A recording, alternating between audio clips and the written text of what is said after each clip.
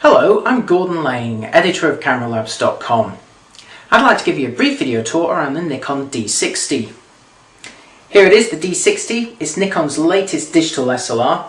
It's the successor to the D40X, and in Nikon's DSLR range it sits in between the entry-level D40 and the mid-range D80 models.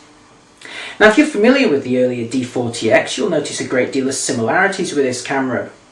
They share the same 10.2 megapixel CCD sensor. They have the same 2.5-inch screen around the back. And they also have essentially the same body and control system. So what's new with the D60? First of all, there's proximity sensors beneath the viewfinder. These can detect when you're actually looking through the viewfinder and switch off the screen automatically. Secondly, the screen may be the same size and resolution as its predecessor, but Nikon's taken a leaf out of Sony's book and it can now rotate the information when you turn the camera to shoot in the portrait orientation. This ensures that the characters and numbers are always upright. Internally, the D60 now features optional active D-lighting. This is a feature borrowed from Nikon's higher-end DSLRs that adjusts the tonal range of your image immediately after you take it. This can be used to preserve details that would otherwise be washed out in bright highlight areas or lost in dark shadows. Here's an example that we took using the D60. This is a picture taken indoors without active D-lighting, and now exactly the same picture taken moments later with active D-lighting activated. And as you can see, it's brightened up some of those darker shadow areas in the roof. Probably the biggest physical difference between the D60 and its predecessor though is the inclusion of anti-dust facilities, which was sorely missing on the earlier D40X. Now the D60 actually has two different ways to combat dust. The first is similar to many other DSLRs these days. It can vibrate the low pass filter in front of the sensor in an attempt to shake free any foreign particles. But the D60 goes one step further. It's the first DSLR by Nikon to feature its brand new airflow system. And this exploits the air pressure within the body of a DSLR when you take the picture. As the mirror flips up and down again, air pressure within the body can now be used to force dust particles out of some air ducts that are built within the lens mount. Check out the full review at the CameraLabs.com website to see how effective those anti-dust facilities are in practice. Now there's one other big difference between the D60 and its predecessor, and that's the option to buy this camera with an optically stabilised kit lens. And I've got that lens mounted on the D60 right now. This is the new DX 18-55mm VR lens. It features built-in vibration reduction facilities that uses an element within the lens to counteract camera shake, and because it's built into the lens you can see the effect through the optical viewfinder. So when you're taking a picture with VR enabled, that image is very steady in the viewfinder, and it will actually let you handhold pictures 3 to 4 times slower than normal, so that's a very useful feature to have in practice. Right now though, let's have a closer look at some of the D60's controls. On the upper right surface of the D60 you'll find the main command dial, which as you can see offers auto, program, shutter and aperture priority modes, full manual and a selection of scene presets. Towards the front of the grip you'll find the shutter release button with the on-off switch, and beside this two buttons, this one on the right to activate the exposure compensation and this one on the left to adjust the active D-lighting mode. It's either on or off, and this is one of the few external changes you'll see on the D60 compared to its predecessor, the D40X. Round the back you'll find the same 2.5-inch screen as the D40X and also this same 4-way control here. And you'll notice that unlike most budget DSLRs, this control does not double up to offer direct access to things like the white balance or the sensitivity. To do that you'll need to navigate the menus, and I'll show you that in just a moment. To the side of the body you'll find the compartment for the memory card. And like most budget DSLRs these days, the D60 takes SD memory. On the underside of the body you'll find the compartment for the battery, again the same as the D40X.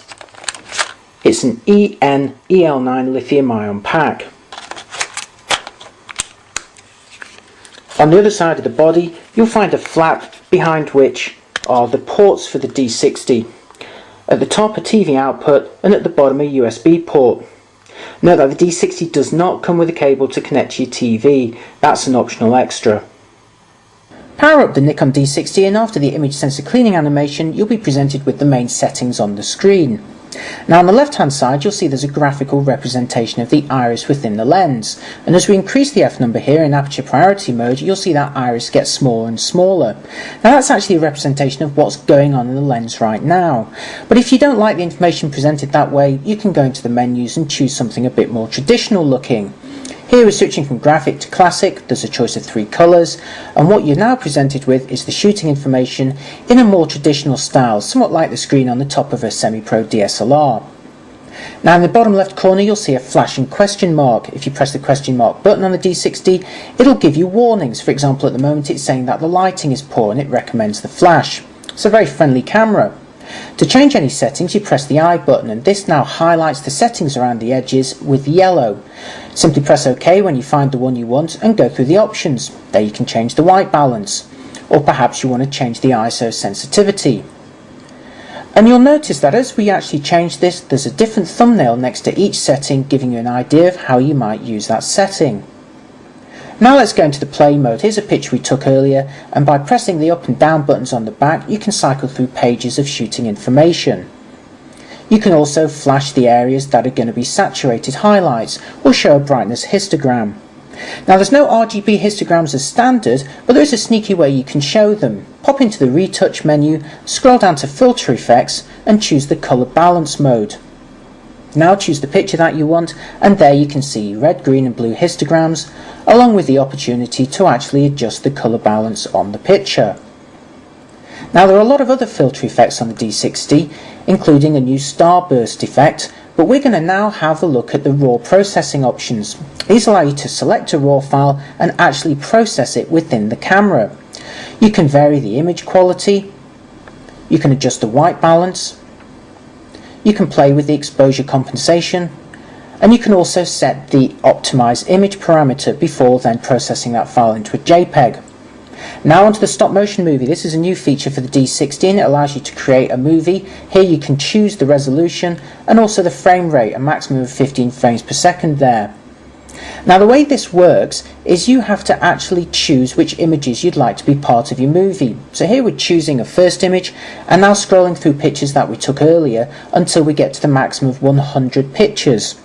Now it's important to note that each of these pictures you have to take manually. So here we were taking a picture of the sky every minute to be able to do this animation. Once you're ready, you can preview the movie. This takes about a minute to render, so we're going to fast forward to the end and show you how it looks. So here's our animation, and 100 frames at 15 frames a second will only last for 6 seconds. So already the movie's over. However, you can choose to go back into these options and choose a slower frame rate, perhaps 6 frames a second. Now let's see how that looks. Now the movie is extended to a length of 16 seconds. Now it's obviously jerkier, but it still looks pretty good. Although it is a bit of a pain taking all of those pictures manually. We had to press the button every minute here for 100 minutes to produce this sequence. The Nikon D60 may not be a world apart from its predecessor, the D40X, but it remains a good solid entry-level camera. It's also an ideal model for anyone buying their first DSLR. It's very easy to use and produces great quality photos using the automatic settings. In terms of the new features, there's nothing truly groundbreaking, but it is really nice to be able to buy the D60 with a stabilised kit lens. And we'd highly recommend that you do that. If you're going for the D60, look out for the version that comes with the 18 to 55mm VR lens. That's the one with stabilisation, and it's well worth paying the extra for it. By being so closely based on the D40X though, the D60 inherits that camera's downsides. Most notably a fairly basic 3-point autofocus system, and also an inability to autofocus with some older or third-party lenses. Now that sort of thing is unlikely to bother a first-time DSLR owner, but if you're an enthusiast on a budget, it could bother you in the future. And it's very important to weigh up these features when you're looking at buying a new DSLR, and that's what we've done in our full review at the CameraLabs website. So if you'd like to see how the D60 measures up against its closest rivals, then head on over to www.cameralabs.com. There you'll find comparisons, results, sample images taken with the D60 and the very latest pricing for this camera. So to find out if this is the ideal first DSLR for you, head on over to cameralabs.com.